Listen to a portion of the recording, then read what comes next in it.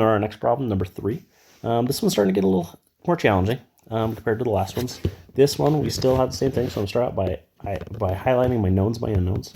So my known in this case, how many moles of sodium are needed to react with sulfuric acid to produce 3.75 moles of sodium sulfate. So 3.75 moles of sodium sulfate, that is going to be my known in this case. I'll label that as into K for known. And then I highlight my unknown, which is moles of sodium.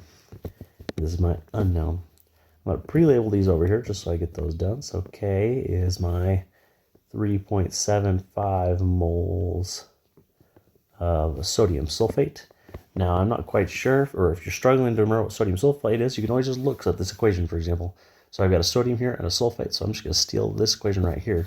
This one is my known. So I got Na2, A2, SO4, SO4. Okay.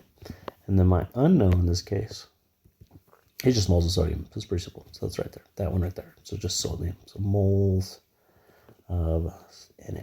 Okay. Now, because it's just a mole-to-mole thing, again, it's just going to be your standard fence post with the 3 spots. Sorry about the cough there.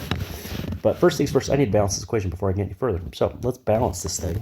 I'm going to write down my lettering. So it looks like I've got an Na on both sides, so that stays the same. So I'm going to put an A and A here in the middle. Hydrogen stays on its own, and the SO4 stays together. So I can write them like this.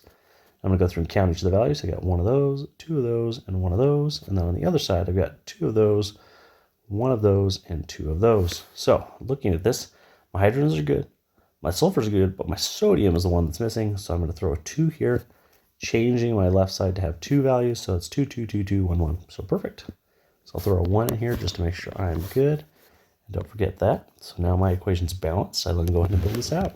So first thing, got to write my known in this part. So 3.75 moles of Na2, Na2SO4. Okay. Always put a 1 on the bottom of this part. And then I got to make sure on this is my ratio part. So my known moles goes on the bottom. So 3.75 moles, this Na2SO4 had a 1 in front of it.